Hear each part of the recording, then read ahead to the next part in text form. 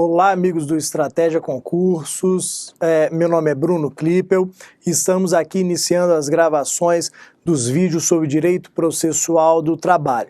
Nesse curso eu reuni aqui os principais pontos que vocês devem saber para os concursos em que é cobrada a matéria processo do trabalho, as maiores pegadinhas, os pontos mais cobrados pelas bancas de concurso. Coloquei nos slides para vocês aqui de forma a facilitar os principais pontos da matéria, para caso haja necessidade, você pause o vídeo, anote e não fique com nenhuma dúvida. Vamos iniciar aqui o processo do trabalho pelos seus princípios. E, em primeiro lugar aqui, já vamos destacar princípios dispositivo e inquisitivo. Princípio dispositivo, ele também é chamado de princípio da inércia. Aquela ideia lá do CPC de que eu preciso provocar o Poder Judiciário para que ele resolva o meu problema, para que ele saia da sua inércia e venha a dizer o direito. O princípio da inércia, ele também existe no processo do trabalho. Eu tenho que, por meio da petição inicial, provocar o Poder Judiciário trabalhista. Mas nós temos também o contrário do princípio dispositivo, que é o princípio inquisitivo. A ideia do juiz atuando de ofício, sem ser provocado. E para as provas de processo do trabalho, o princípio inquisitivo ele é mais importante. Tanto que eu destaquei aqui para vocês 3 dispositivos da CLT que falam sobre o princípio inquisitivo, a atuação do juiz de ofício, a sua atuação ex ofício. O primeiro dispositivo vai falar do processo de execução. O mais importante deles, o artigo 878 da CLT, que fala do processo de execução. Lendo esse dispositivo, nós percebemos que o processo de execução pode ser iniciado de ofício pelo magistrado. O juiz do trabalho percebeu que houve o trânsito em julgado. Mesmo sem requerimento da parte, ele dá início ao processo de execução. Ele determina a citação do executado para pagamento da quantia, para cumprimento das obrigações. Essa execução aqui, que pode ser iniciada de ofício, é a execução definitiva. Tomem cuidado com isso. A execução provisória, ela sempre depende de requerimento da parte. O segundo ponto aqui é o artigo 856 da CLT, que vai falar de dissídio coletivo. As bancas de concurso continuam entendendo que o artigo 856 da CLT ele é válido. Continuam afirmando que o dissídio coletivo pode ser iniciado de ofício pelo presidente do tribunal. Nos cursos, nos livros, nos cursos de direito processual do trabalho, há a informação de que esse dispositivo não teria sido recepcionado pela Constituição Federal, mas por ainda estar na CLT, as bancas de concurso continuam a cobrá-lo. Por fim, nós temos aqui o artigo 39 da CLT, que vai falar do tema reconhecimento do vínculo de emprego. Nesse artigo 39, nós temos a seguinte história. Bruno, que trabalhou sem carteira assinada, foi ao Ministério do Trabalho e Emprego formular uma reclamação, ou seja, foi a um órgão administrativo. O Ministério do Trabalho e Emprego abriu o procedimento administrativo para apurar essa afirmação de Bruno. Chegou à conclusão que realmente a empresa não havia anotado a CTPS do empregado.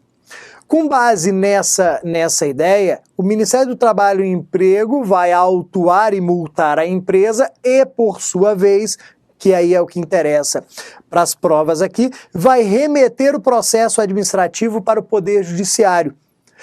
A partir do momento que o Ministério do Trabalho e Emprego remete o processo administrativo para o Poder Judiciário acolhe esse processo administrativo como se fosse uma petição inicial. E aí nós temos o início do processo judicial para reconhecimento do vínculo de emprego, para anotação da carteira de trabalho do Bruno. Então vejam que Bruno não foi ao Poder Judiciário, ele foi a um órgão administrativo, ele não formulou petição inicial perante Vara do Trabalho, e sim ao Ministério do Trabalho e Emprego, que vai remeter o processo administrativo para a esfera judicial.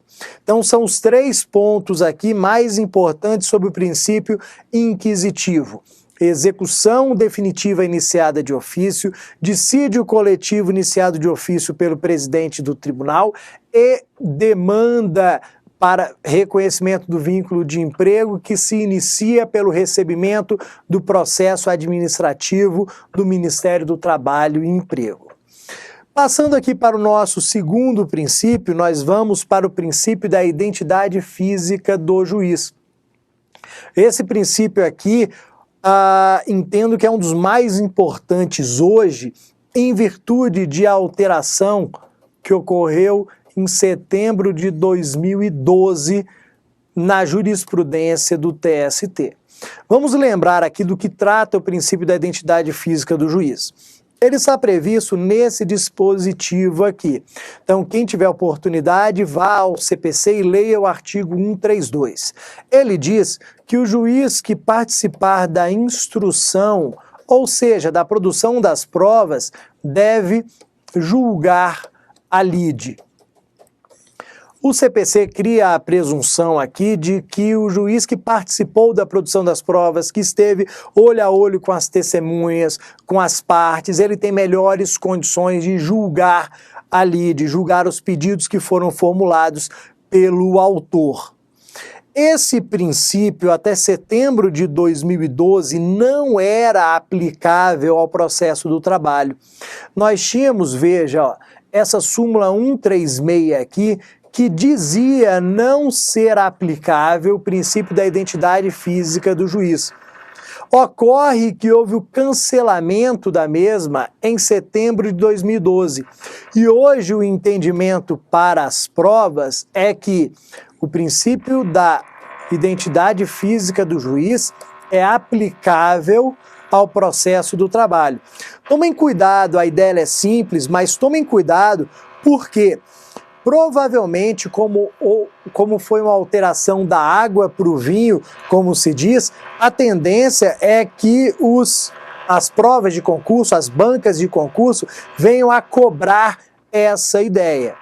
Então, até setembro de 2012 não se aplicava, atualmente se aplica o princípio da identidade física do juiz.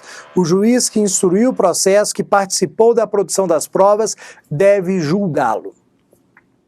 Partindo aqui para o próximo princípio, o princípio da concentração dos atos processuais. Esse é um dos princípios mais importantes do processo do trabalho, porque é relacionado à celeridade.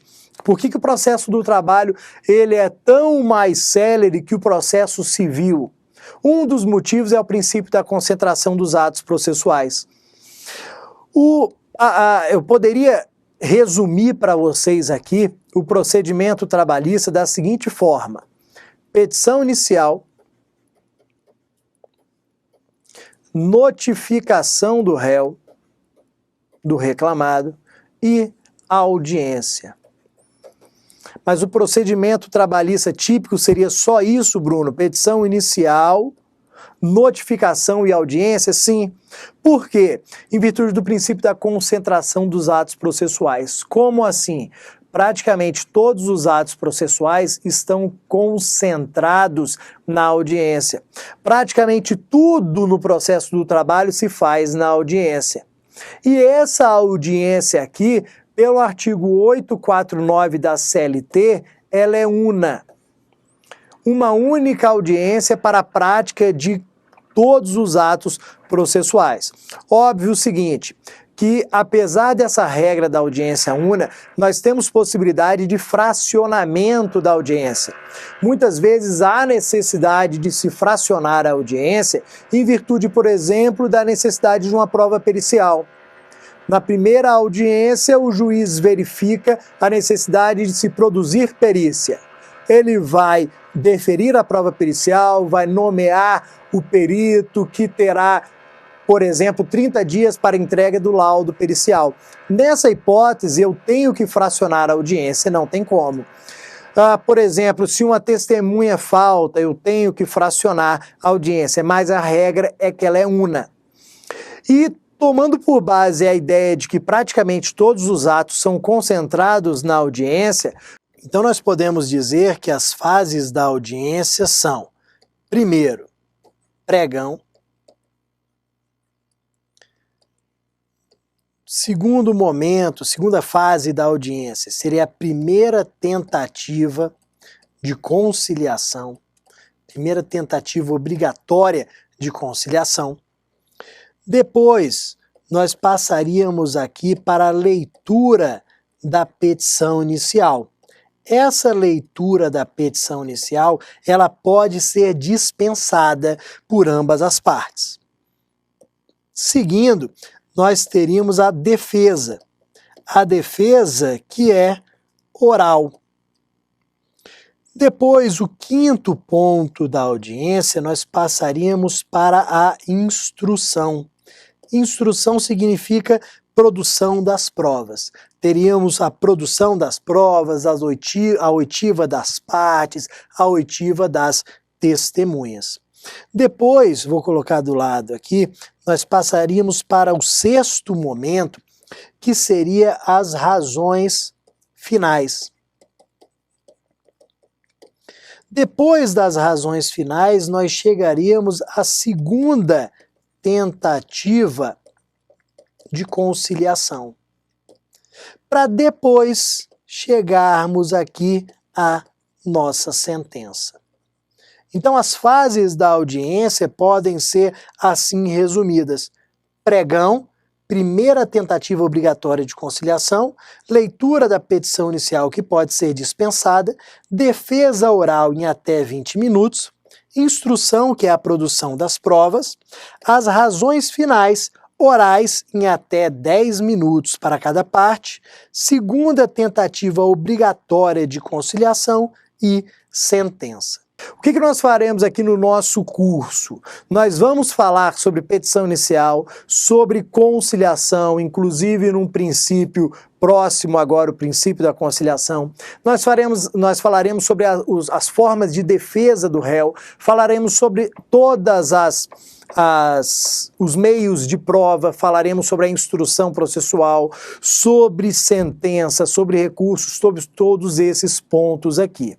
Então, o princípio da concentração dos atos processuais traz essas duas informações: a audiência una e depois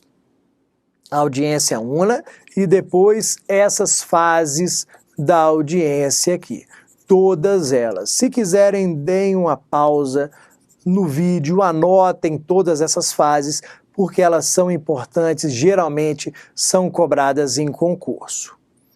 Partimos agora para o próximo princípio, o princípio da oralidade. Também fundamental para auxiliar no acesso ao Poder Judiciário e para auxiliar na celeridade processual. O que nós temos aqui? Muitos atos processuais são orais. Comparando com o processo civil, que sempre foi bem mais formal, no processo civil os atos são praticamente todos escritos. No processo do trabalho os atos são praticamente todos orais. E aí nós temos alguns principais, alguns que nós destacamos aqui. O primeiro, petição inicial oral, do artigo 840. O artigo 840 diz que a petição inicial pode ser escrita ou pode ser oral. Então, eu iria à Justiça do Trabalho narrar os meus fatos que seriam reduzidos a termo, ou seja, colocados no papel pelo servidor da Justiça do Trabalho. O que nós temos que saber aqui sobre essa petição inicial oral? Porque as bancas de concurso cobram muito. Nós temos que saber um procedimento que está destacado no artigo 786,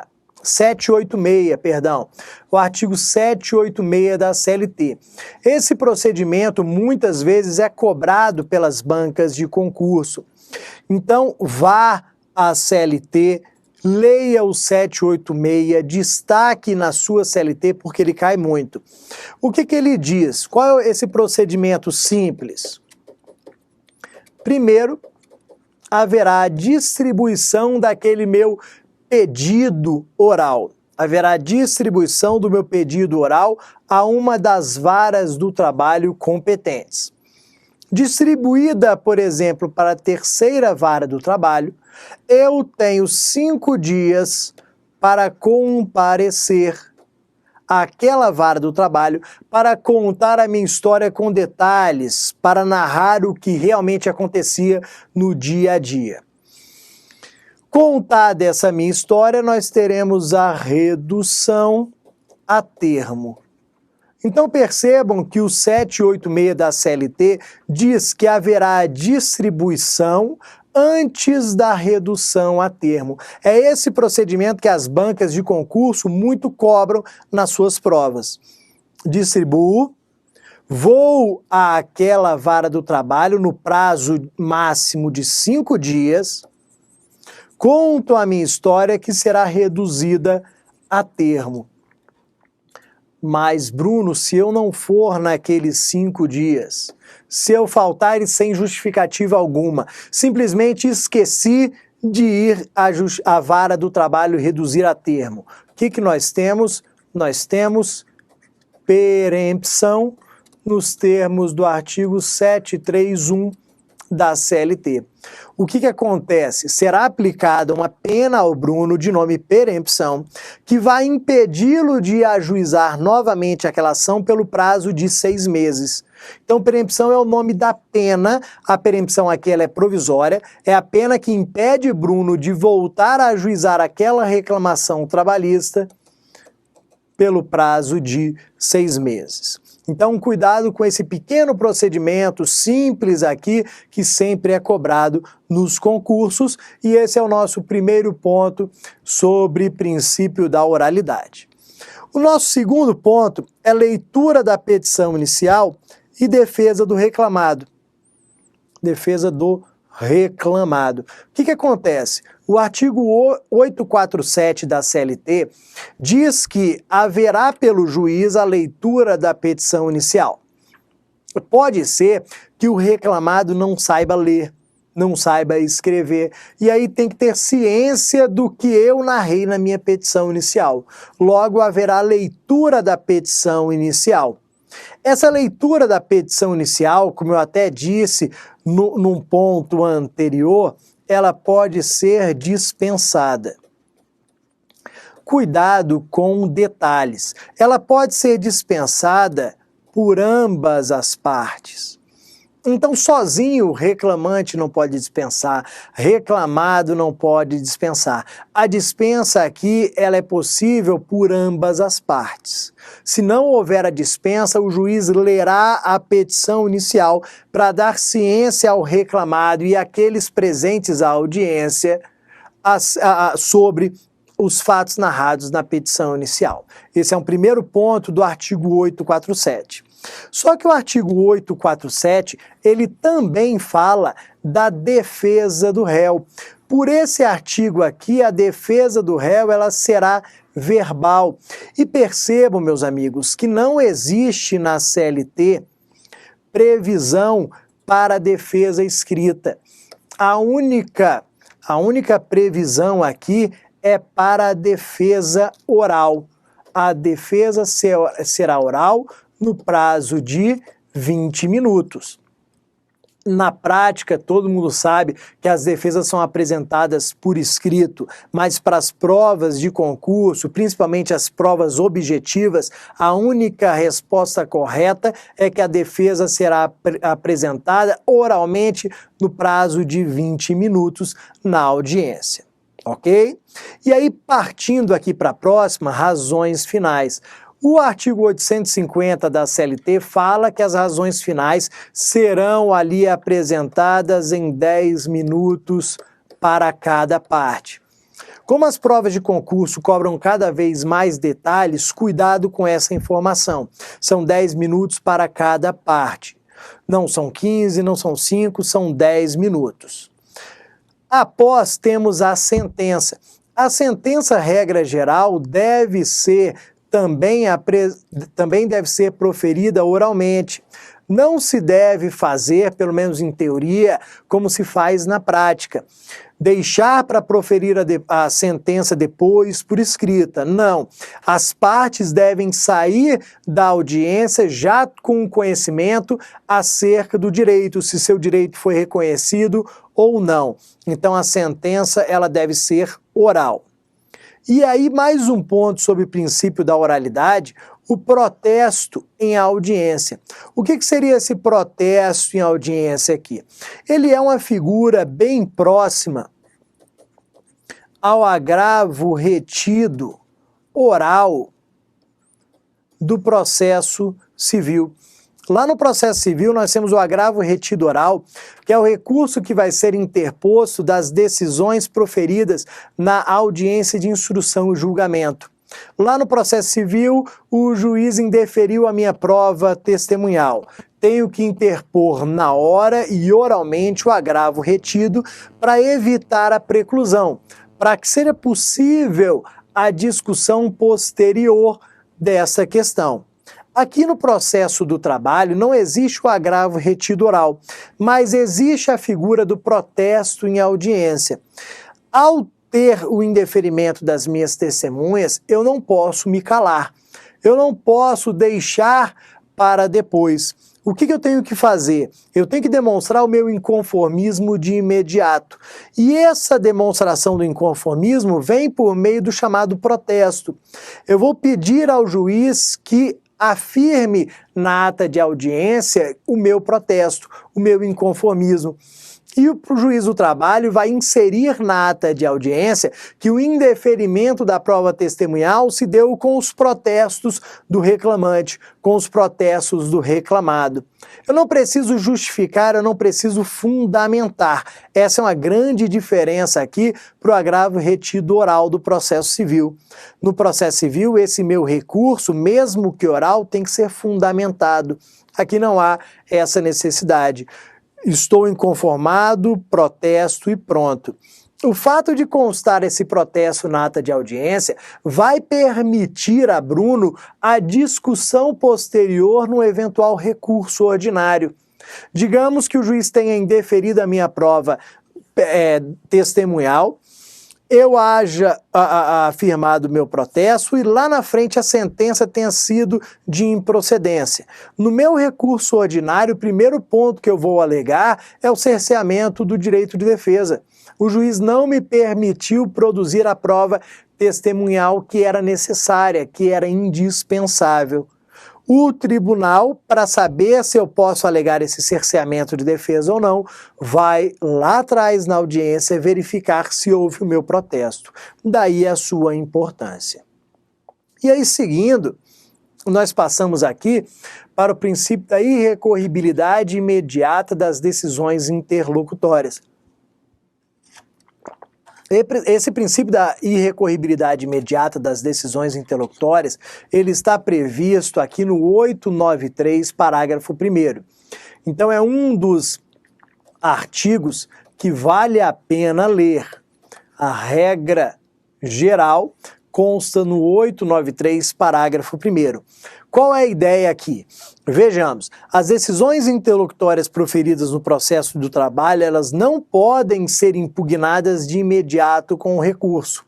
Ou seja, eu não posso interpor recurso de uma decisão interlocutória.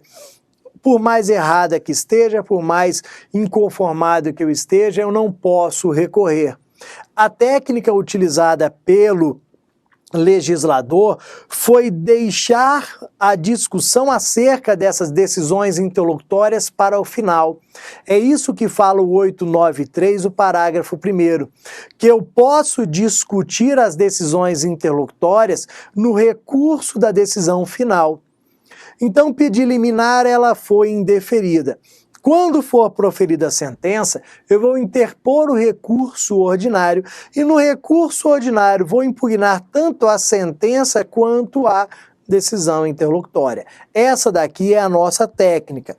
Vejam que também é diferente em relação ao processo civil. No processo civil de decisão interlocutória cabe agravo. pode ser o agravo retido ou agravo de instrumento. Aqui não cabe recurso de imediato. O nome do princípio é irrecorribilidade imediata. Ocorre que nós temos aqui algumas exceções. Nós temos, por exemplo, aqui o 799, parágrafo 2º da CLT. Esse 799, parágrafo 2º da CLT, vai falar de decisões terminativas do feito. O que são decisões terminativas do feito? São aquelas decisões que reconhecem a incompetência absoluta da Justiça do Trabalho. São aquelas decisões que reconhecem a incompetência absoluta da Justiça do Trabalho e determinam a remessa dos autos para outra justiça. Então, digamos que o juiz do trabalho entenda que aquele pedido não pode ser formulado perante a Justiça do Trabalho, reconheça em uma decisão interlocutória a sua incompetência e determina a remessa dos autos para a Justiça Estadual. Essa decisão, como trata de competência absoluta, como está extinguindo o processo para a Justiça do Trabalho, ela é passível de recurso. Apesar de termos aqui uma decisão interlocutória, o recurso que será utilizado é o recurso ordinário, que é o recurso tipicamente utilizado de sentença. Então, mais à frente nós vamos estudar o RO e eu volto a tratar desse tema aqui. Essa daqui, portanto, é a nossa primeira exceção à irrecorribilidade das interlocutórias. As demais exceções estão nessa súmula 214. Essa súmula é indispensável para os concursos trabalhistas. Leiam essa súmula várias vezes, entendam as ideias aqui, as situações trazidas. Lendo a súmula 214, vocês vão perceber o seguinte, que ela começa a tratar da regra geral, ela faz menção ao artigo 893, parágrafo 1º da CLT, mas traz algumas situações excepcionais. A primeira situação, e ela traz lá nas alíneas, a primeira situação da alínea A fala de decisão do TRT contrária à súmula ou jurisprudência do TST. Então vai falar de decisão do TRT contrária à súmula ou jurisprudência do TST. A segunda situação vai falar de decisão passível de interposição de recurso interno, ou seja, recurso para o próprio tribunal. É muito comum nós formularmos, por exemplo, pedido liminar em mandado de segurança de competência originária de um tribunal. Digamos que eu impetrei um mandado de segurança perante o TRT e formulei em pedido liminar. Se essa liminar for indeferida, eu posso me utilizar de um agravo interno. Geralmente me utilizo do agravo regimental. Essa hipótese ela é possível de ser utilizada. Apesar de estar impugnando uma decisão interlocutória, o TST reconhece a possibilidade, já que o recurso é interno, já que o recurso será julgado pelo próprio tribunal. E a terceira situação aqui, das três a mais importante, a que trata de exceção de incompetência. O que acontece? Mais à frente nós vamos estudar a regra da competência territorial. Vamos ver em qual local deve ser ajuizada a reclamação trabalhista. A ideia aqui é a seguinte: digamos que eu tenha que ajuizar a reclamação trabalhista em Vitória, mas tenha ajuizado em Brasília. Por ter ajuizado em Brasília, o reclamado vai apresentar uma exceção de incompetência, pedindo para que o juiz de Brasília remeta os autos para o juiz do trabalho de Vitória. Nessa situação, o juiz vai proferir uma decisão interlocutória, acolhendo a minha exceção de incompetência e remetendo os autos do processo para Vitória. Nessa hipótese aqui, a resposta para a pergunta se cabe recurso é positiva.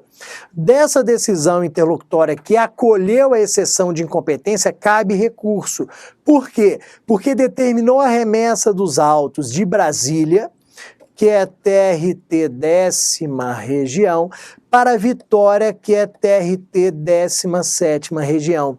Percebam que remeteu de uma vara do trabalho vinculada a um TRT para uma vara do trabalho vinculada a outro TRT.